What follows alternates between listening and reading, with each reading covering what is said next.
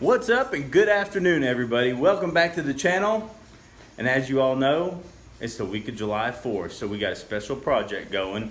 You can see the flag behind me. We got some other stuff going on there. See right behind me, we're a big patriotic family. I come from a line of people who have served in the military. My dad's a Vietnam vet.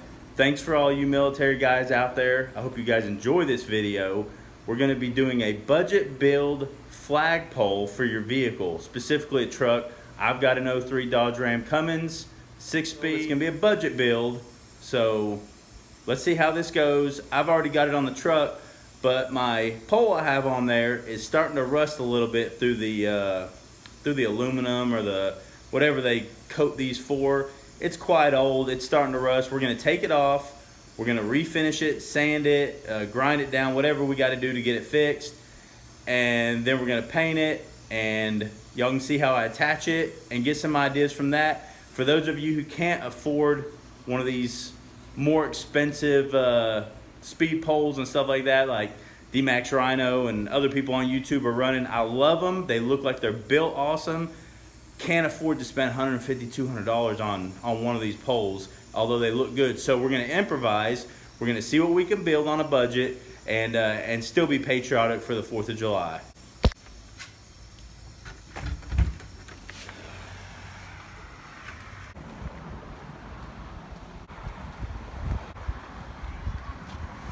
There's my 2003 Dodge Ram Cummins.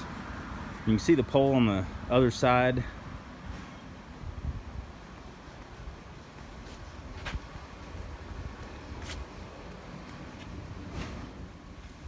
Alright guys, alright, so as you can see, I got about a 3-foot pole in the bed here.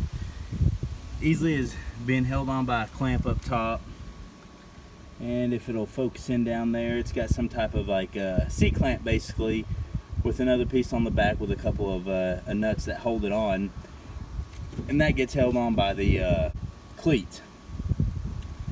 There we go, see it. So that's all it is. And then you drill out a hole right here. You put a cotter pin in there. We'll show you the pole that I made here in a minute with the clamps for the flag.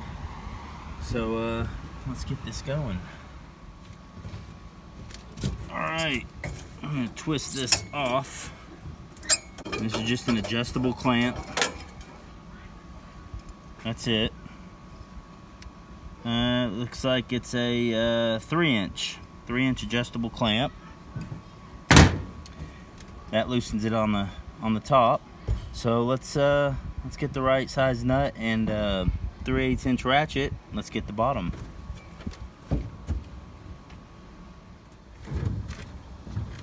All right. Looks like the bottom one's gonna be a 1/2 inch.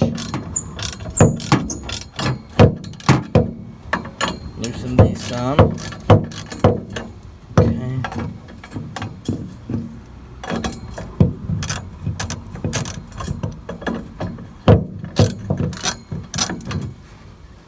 Now when I tighten these, it indented on this round cylinder, so it's a little bit tighter.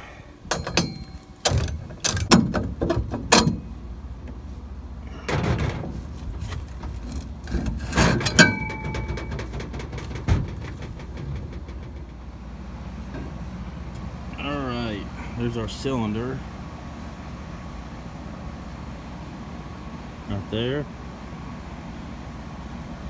There's our clamp, and our U-bolt is still down there around the cleat. I'm just gonna leave that there. So, all right. So, as you can see, we got our piece of grit sandpaper. It's this is 60 grit. I'm gonna actually use it to I'm gonna sand this down. It's just surface rust on the outside, so I'm not gonna worry about grinding it all, but it's just gonna be a surface, just a surface rust really. So get your sandpaper if you need to. In my case, I need to because I never did coat this thing with anything when I stuck it on. This post came out of a pontoon boat. You know how they all have the They have the tables that go inset into the floor, and then your tabletop goes on top. That's what one of these is from. We had a couple boats in the past, and I had this left still. If you find in the junkyard, you can find a old conversion van that used to have the tables on the inside with the tabletop. You can find those a lot of times in there, or just a cylinder pole. I think this one is 2.5 or 3 inches round. So you can either go to Home Depot and even buy like a 3-inch round fence post and cut it down if you wanted to, and just do that. So let's get on to sanding this down and see what happens.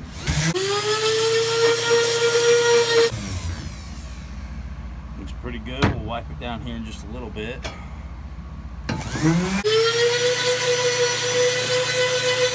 You don't need anything special to clean this off with.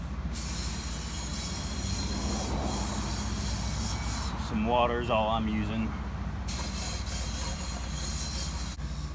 I didn't indent all these that you can see in there. That was already like that so that it goes onto the tabletop or whatever. It goes on smoothly.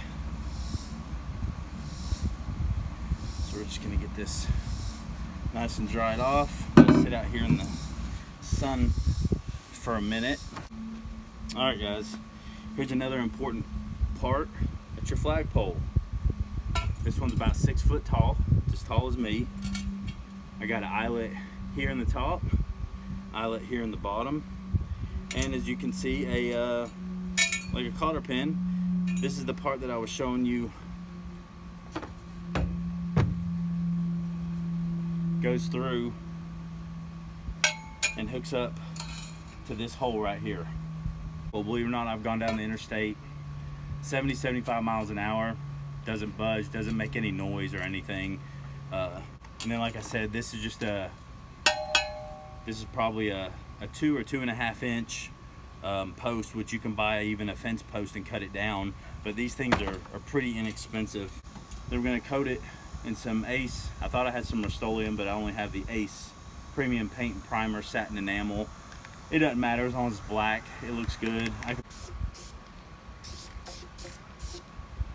let it dry, and then we'll do probably another 2 coats. Do the bottom where I'm holding it, just to ensure the whole thing's done.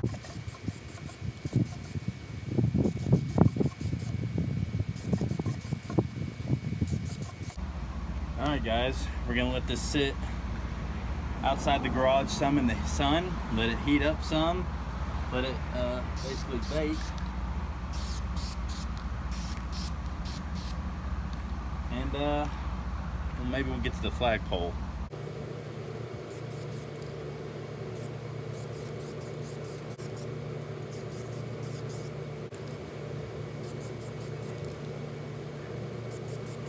This stuff's pretty inexpensive. I went on Home Depot's website. You can pick up a 1 5/8 by 6 foot pole, I think, for somewhere around $15 or $16. They might vary just because different Home Depots, they might be different prices, not sure, or Lowe's. You can get them at Ace. I don't know how much they are, but so you're looking at like 15, 16 bucks. If you get you can probably get a 3-inch piece of PVC, or two or 2.5-inch piece of PVC, and just cut it down. It's cheaper to put in the bed itself. And honestly, you can probably use 2 C-clamps to hold it on the top and the bottom, just inside the pocket of the bed. I went on Amazon earlier today, and they actually had an Annan flag, spun polyester, on sale for $21, and it said it was $35. So I don't know if it's a 4th of July week special or what, but I'm gonna go ahead and get that one.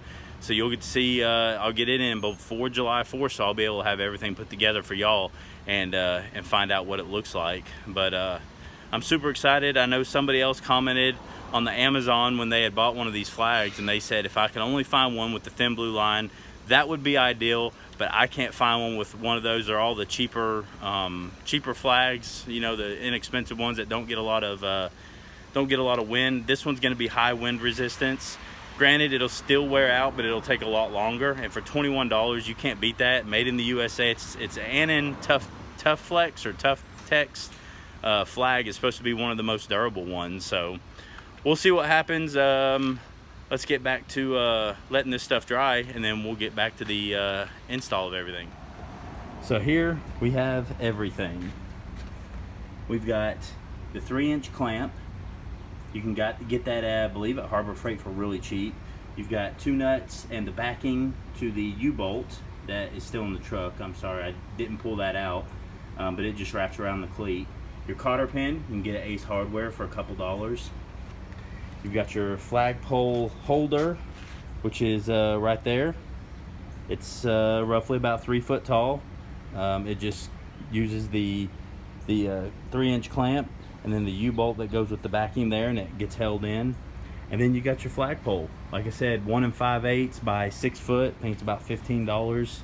The top right there, which is actually the bottom of the flagpole, I didn't spray. It was where I was holding it, and it'll go down in the bottom of the flagpole holder, so nobody's gonna see that anyways. And then you got 2 eye bolts. Those are probably 1/2-inch eye bolts, one there and one at the very top, which I have flipped upside down right now.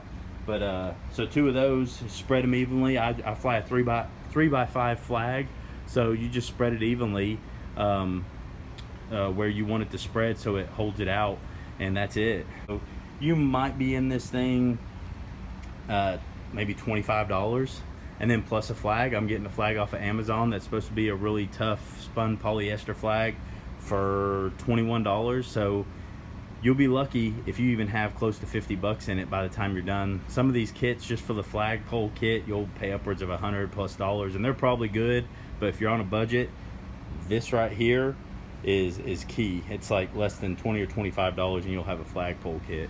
So stand by, I'm gonna get it put in, and then I'll show you the finished product. Our package.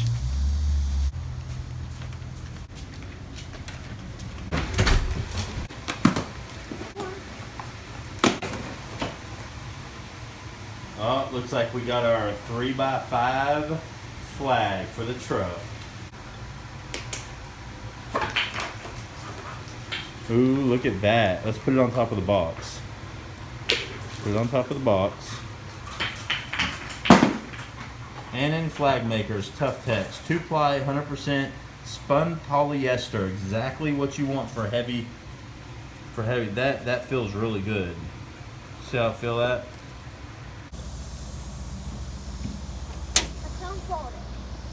Be careful unfolding it.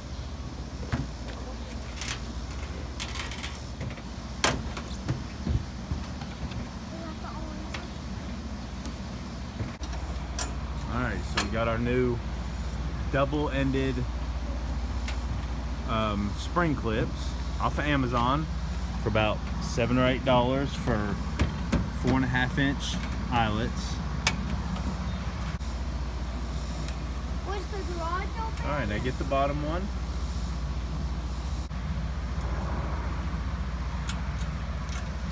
Alright, Preston, you want to hold that flag out? I'll get one corner.